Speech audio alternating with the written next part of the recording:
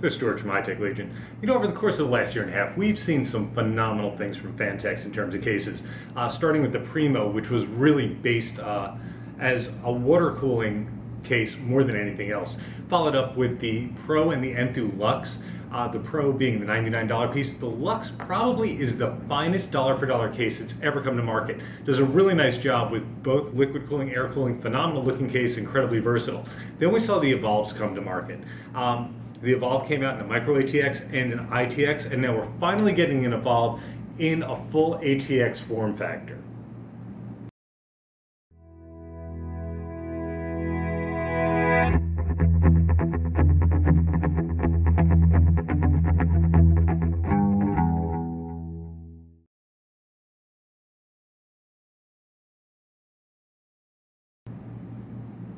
Now, getting our first look at the EVOLV ATX.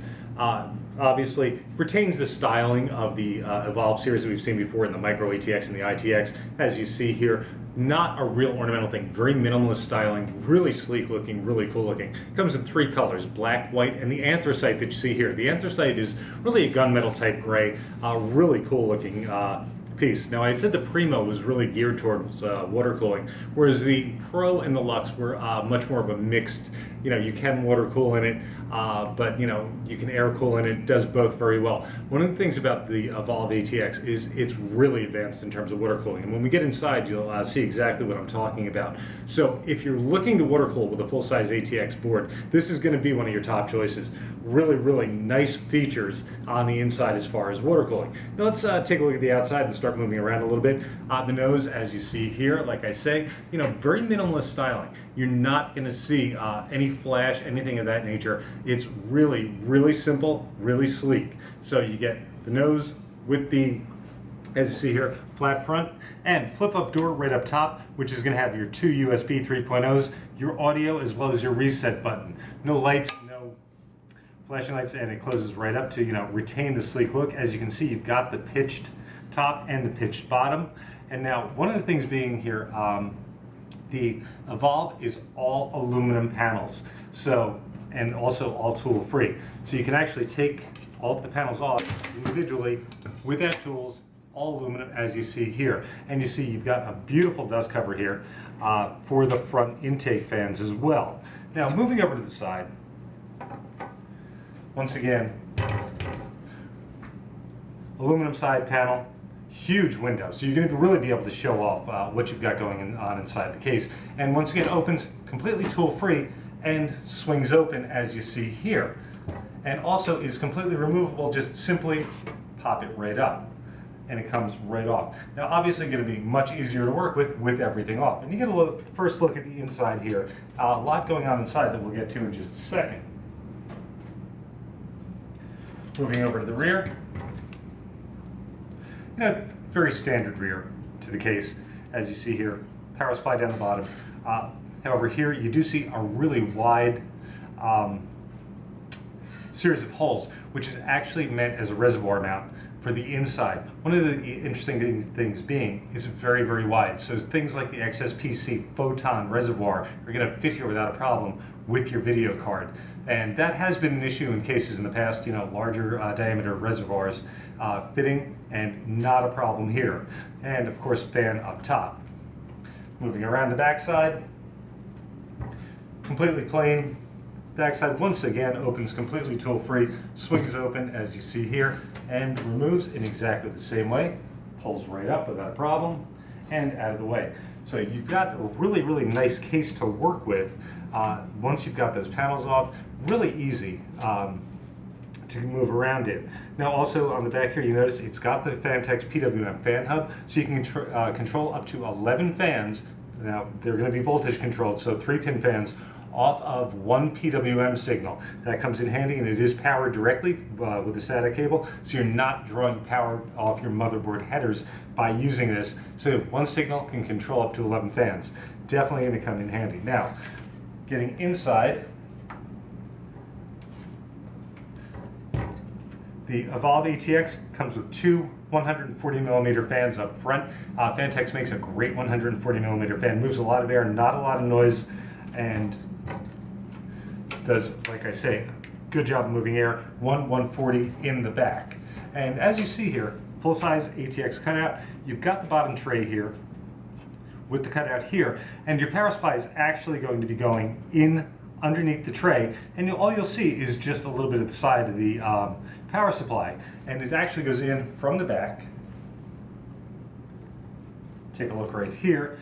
You'll slide your power supply in the back, bolt it into place, and you've got all this room in front of it for your cabling. So you've got a lot of mercy as far as cable hiding, and 2 hard drives go in from the rear as well, in tool-free cages. Same cages we've seen in the Phanteks cases in the past. Very, very easy to use.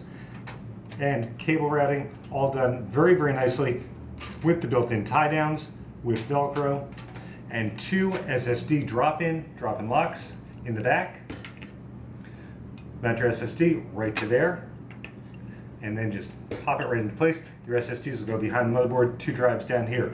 Now alternately, as we're going to see, and when we get into the accessories, you can also use this as a pump mount down here, and you'll be able to mount your, any 3.5-inch hard drives up in the front. Now let's return to the front for just a second. And you've got some very, very interesting things going on up front. As you can see, the motherboard tray is recessed, huge cutout, so no problem getting to back plates. As we said, you've got the reservoir mount over on the side. You've got another reservoir mounting area right here, as well as an area that is going to take 3.5-inch adapters in case you want to add more hard drives. And each of these is a small knockout which will come out to open up the hole for your 3.5-inch drive for the cables to go through. Down the bottom, you've got a reservoir mount. Now this is also removable. So we're going to get a closer look at this in just a couple of seconds. Before we go any further on the inside of the case, I want to delve into the accessory box just because it is so involved with the actual interior of the case. So opening up the box, first thing you got is the manual. As you see, plain, simple, well written. Gives you some ideas on what to do, as well as gives you all your parameters on the cooling installations. You know, one of the nice things being you've got over 190 millimeters for air cooling, and like I said, we've just got a plethora of things to go through as far as liquid cooling goes. So that all involved there.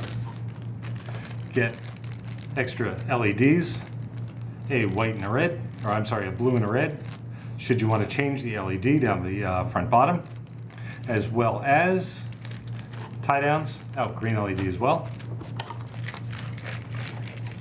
The infamous hardware box Phanteks has become so famous for. They give you basically every screw you could possibly need for your hard drives, your motherboard. They even go as far as to give you screws for radiators in case you don't have enough. So everything you could possibly ask for in the box. And next you've got 3 hard drive brackets.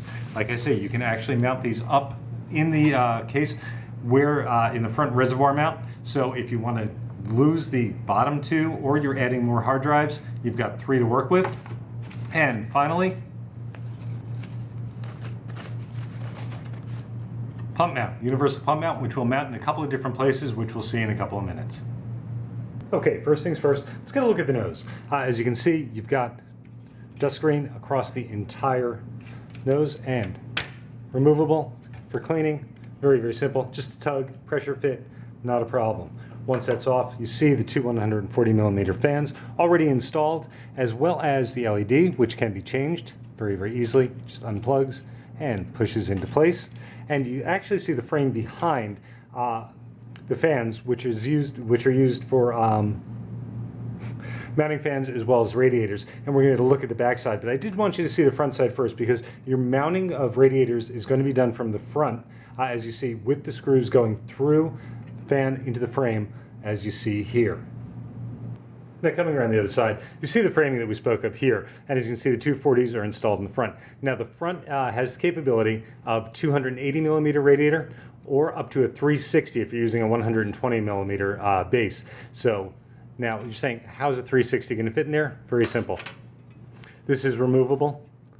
Space opens up. Hard drive cage comes out with 4 screws up top, 4 screws from the bottom, and you can fit a 360, and you've actually got a little over 100 millimeters between the frame and the back opening. So you actually can fit 60 millimeter with in push pull without a problem. So 60 millimeters thick with fan 85 millimeters, you got a little room spare there, no problem at all.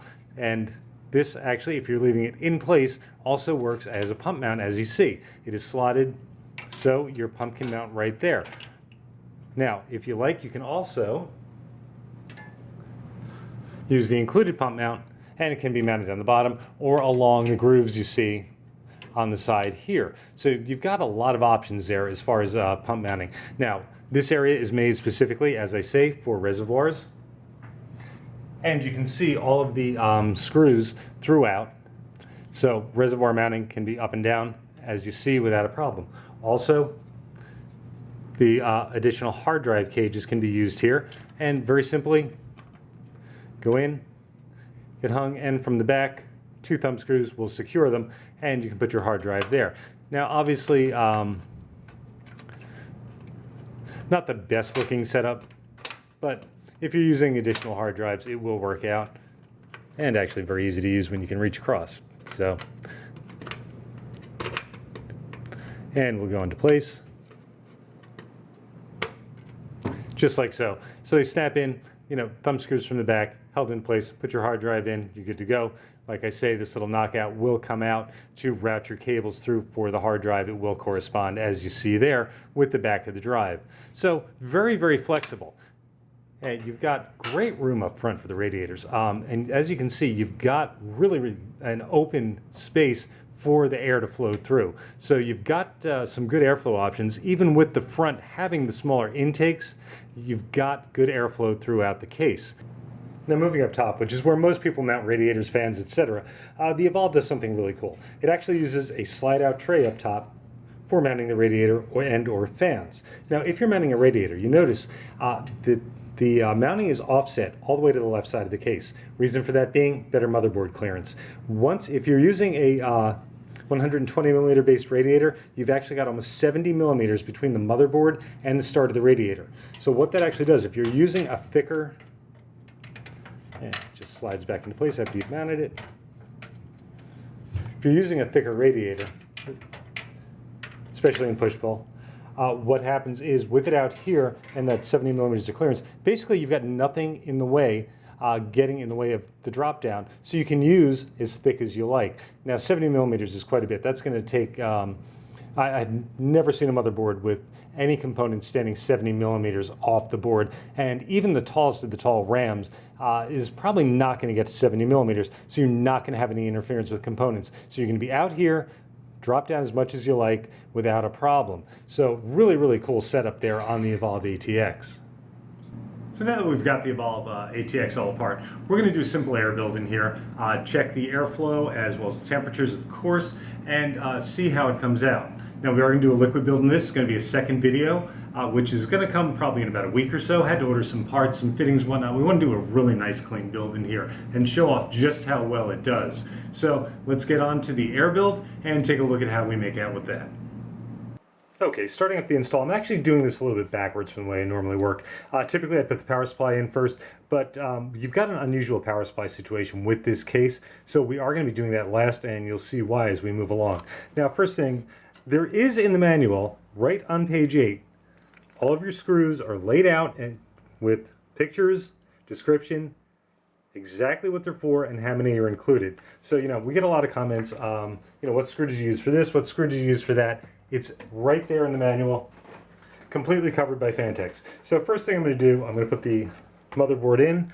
Now you'll notice the ATX standoffs are already installed right to the motherboard tray, so no need to install any of the standoffs, and we'll just drop the motherboard into place.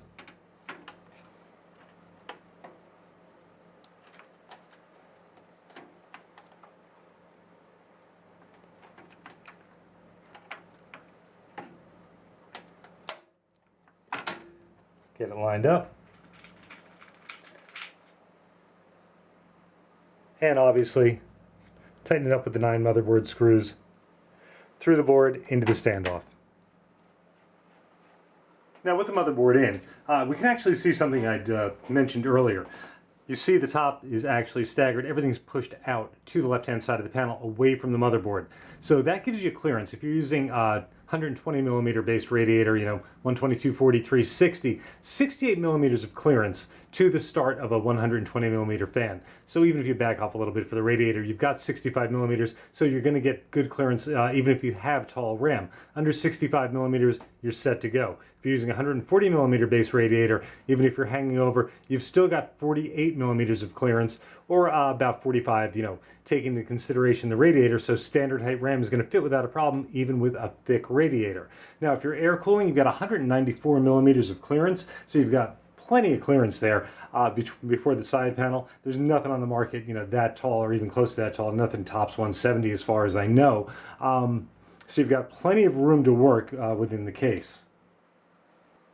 That's something pretty important to keep in mind. We'd taken a look at all the clearance you had away from the motherboard for the top radiator, and as you know, you've got plenty of clearance behind the front radiator as well, but you need to balance the two. If you're doing two 360s in here, you've got only about 55 millimeters of clearance from the top down to where the 360 would start. Now also, if you're doing a 240 on top of the tray and not removing the hard drive bays, then that would be the same case. So, you would have to stick to a slim or go to a 240 or a 280 up top. So, important that you balance it. You don't have, any problems, coming out of, like I say, the back of the front radiator, but, the drop down is going to be tight, to the start of a radiator here, unless you're removing the hard drive cages. So if you're keeping your hard drive, keep that in mind. Next, we're going to put in the GPU. You've got 300 millimeters of clearance. If you're using any of the hard drive cages up front, up to here, or obviously if you're putting a reservoir or anything else up front. Now it's going to pop in, 2 thumb screws, put it in. Obviously the slot covers use the thumb screws as well. So simple, easy installation on the GPU. Moving back behind the motherboard, let's take a look first at drop and lock SSD, 4 screws, obviously on the 2 sides. Hold the SSD into the drop and lock. You align holes with fittings. Put it into place, snap down, and SSD is mounted. And not much more difficult for 3.5s.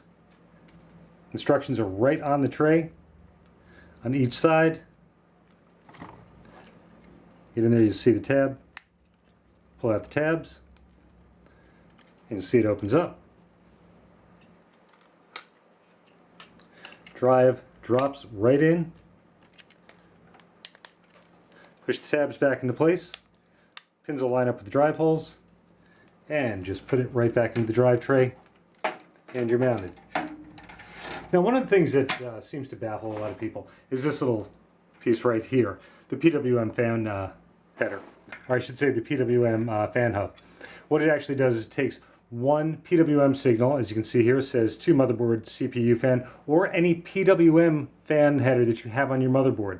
But it has to have an actual PWM signal. Can't be a 4-pin header that actually runs off of voltage regulation. Needs a real PWM signal for it to actually operate. You can then plug in up to 11 PWM, or I should say 3-pin fans, which are voltage regulated, and it'll actually take the PWM and control up to 11 fans. The first slot on it cannot have a fan splitter, so you've got 5 which you can actually use the splitter, 1 which cannot. This is also going to be what the speed is read from as far as feedback to your fan control software. And finally, SATA connector to power the fans if you're using more than 2 or 3 fans. So very easy to set up, very simple. Couldn't get any easier. Just plug in the PWM, plug in the SATA, plug your fans in, you're good to go. And one of the other things you see developing behind the motherboard, you've got a great series of inlets from behind the motherboard tray to the front of the motherboard, all the way around. So you can always take the shortest route on the front of the motherboard tray from the back to the front, so you don't get a whole lot of chaos going on up there as far as wiring, and you see as little as possible. But behind the motherboard tray, it's laid out so nicely with the tie downs that you don't wind up with a big mess back here either. And like I say, you've got 35 millimeters back here, so you got plenty of room to work with. Now, finally, installing the power supply. One of the reasons I wanted to do it last, I've got everything in. I know every cable I need, especially now I'm using modular power supply, so it's going to be very difficult to get to the back of the power supply once it's put into place.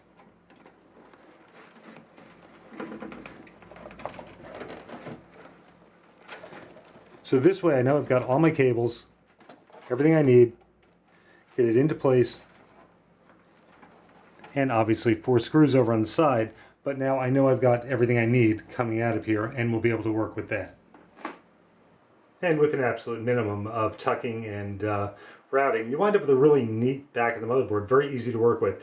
You know, like I had mentioned down here, you've got, you know, this great amount of room to work with in front of the power supply. Really does, it hides a multitude of sins, but not only that, you know, it allows you to shorten up on the cables that need to go through the routing and whatnot, so you do get a much cleaner look in the back of the case. And around the front of the case, you get a very, very clean look as well, with no excess wiring anywhere to be found. As I had said, the placement of all the grommeted holes in the motherboard tray is really perfect. Plus, you've got this angled piece here, which works very, very well. I mean, your USB 3 cable, you know, can come straight through there. Really, really nice job by Phanteks on the motherboard tray and the cable routing. And finally, altogether, Phanteks really achieves what they set out to do. You get super clean, super minimal, super minimalistic styling. Really, really nice looking, very sleek. Now, I had a lot of concerns, you know, with the limited intake area and the limited, just the 140 millimeter exhaust, the top exhaust area really being just a small slotted exhaust area, and, you know, the front intake also just being slotted. I did have some concerns as far as how the performance was going to be. But in the end, best way to put it, it was pretty much average. Got definitely better airflow than I anticipated. CPU temps going from the Lux, which is a little bit better than average case.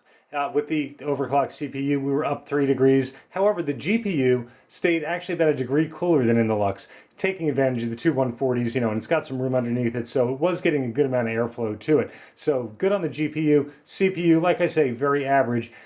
Did have a little bit higher temps on the VRM, as well as, you know, the motherboard sensors than I typically did in the Lux. You know, once again, about 3-4 degrees. So, like I say, all in all, average as far as airflow.